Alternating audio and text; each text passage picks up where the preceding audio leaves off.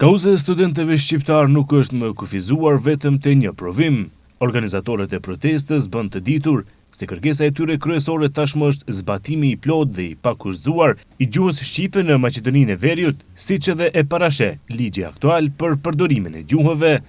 Organizatori Mevlana Demi theksoi se çdo tentim për ligje të reja apo komisione që nuk harmonizohen me ligjin aktual për gjuhët e dërgon procesin prapa.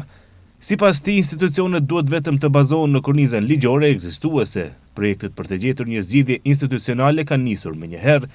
Izet Mexhiti dhe Bilal Kasami nga koalicioni Vlen u takuan dje me kryeministrin Hristian Mickovski, ku arritën një dakordsim që çështja e gjuhës shqipe të rregullohet brenda një afati prej 3 muajsh. Ky premtim përfshin jo vetëm jurisprudencën, por edhe provimet e tjera profesionale dhe licencat. Megjithatë, mbështetja e pushtetit vjen me një paralajmërim të qartë. Deputeti i Vlenit Adnan Azizi ka deklaruar se studentët do të kenë përkrahjen e tyre vetëm nëse kërkesat mbeten te çështjet studentore, nëse ata synojnë kërkesa më të gjera politike. Sipas Azizit, studentët duhet të antarësohen në një parti politike ose do kryejnë një të tillë. Studentët duhet ta ndajnë mendën. Në rast se kanë kërkesa në suaza të kërkesave të studentëve, ne jemi aty për të zgjedhur gjitha kërkesat një nga një. Në rast se kanë kërkesa politike, ose duhet t'i bashkangjitën një subjektit politik, si që është BDI që mundohet t'i instrumentalizoj, ose themelojnë një subjekt politike dhe të bëjnë kërkesa politike, të dalën, t'i prezentojnë, t'i promovojnë.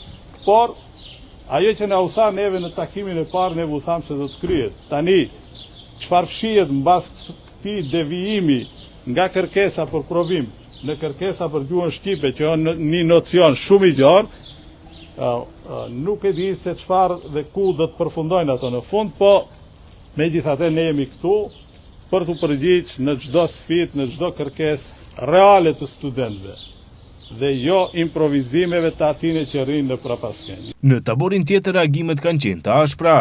BDI kërkon përgjegjësi nga zëvendës ministri Astrid Hiseni për, siç thon, maltretimin skandalos të studentëve nga Shqipëria. Zëvendës ministri pa legjitimitet etnik në Ministrinë e Brendshme Astrid Hiseni maltretoi studentët nga Shqipëria duke i ndër rrugëve me shoqërim dhe izolim policor, vetëm e vetëm që të mos marrin pjesë në protestën studentore në Shkup. Mungesa e legjitimitetit kombëtar të bën shërbëtor dhe Astrid Hiseni shkëlqen në këtë rol.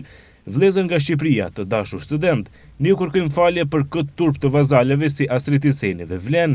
Bashkimi Demokratik për Integrim përshëndet mbarvajtjen demokratike të protestës studentore dhe solidarizohet në tërësi me kërkesat rinore.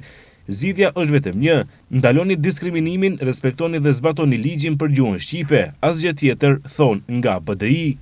Lidhja Demokratike e Maqedonisë ka dënuar protestën duke e cilësuar si një abuzim politik të BDI-s për të destabilizuar shtetin.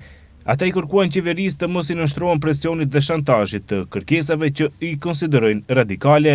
Stefçe Jakimovski nga Grom u shpreh i indinjuar nga, siç tha, thirrjet për UÇK-n gjatë protestës, duke vlerësuar se pas organizimit qëndron një agjend e pastër partijake. Ndërkaq, Arben Taravari nga opozita ka ironizuar premtimet e qeverisë duke thënë se afatet si së shpejti po bën afate pa datë, ndërsa qytetarët meritojnë rezultate konkrete. Pavarësisht presioneve dhe debateve, organizatorët e protestës u shprehen se mbështetja e madhe që kanë marrë nga shoqëria civile në rajon i motivon ata që të mos dorëzohen deri në përmbushjen e misionit të tyre, sidomos mbështetja nga Kosova dhe Shqipëria, që sipas tyre i ka bërë që të mos ndihen të vetëm në këtë betejë. Situata mbetet e hapur, ndërsa vëmendja zhvendoset te hapat e radhës të ekzekutivit brenda afatit të premtuar 3 mujor për zgjidhje të problemit me provimin e jurisprudencës.